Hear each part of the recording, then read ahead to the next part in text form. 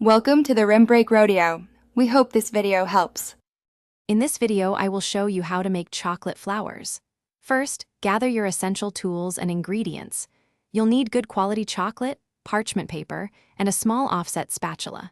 Make sure your workspace is clean and cool, as this will be crucial for handling the chocolate. Having everything prepared beforehand makes the entire process much smoother and more enjoyable. Let's get started with the fun part. Next, let's temper our chocolate perfectly. Melt about 2/3 of your chocolate until it reaches a temperature of 115 degrees Fahrenheit.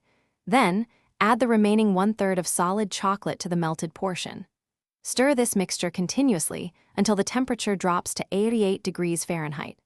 This precise tempering ensures your chocolate petals will be shiny, firm, and snap beautifully when finished. It's a key step for professional-looking results. Now for the creative part, crafting the petals. Spread a very thin, even layer of your perfectly tempered chocolate onto a sheet of parchment paper. Using your small offset spatula, gently create delicate, curved petal shapes. You can make them various sizes for a more natural look. Allow these petals to set just slightly, becoming firm but still pliable. This brief setting time is important before you carefully peel them off the parchment paper. Finally, let's assemble your stunning chocolate flower. Begin by taking 3 of your smallest petals and gently attaching them together to form the central bud. Then, progressively add larger petals around this core, overlapping them slightly to mimic a real flower's natural arrangement.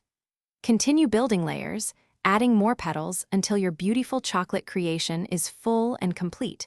You've just made an exquisite, edible work of art. Thanks for watching. Consider subscribing if we helped you.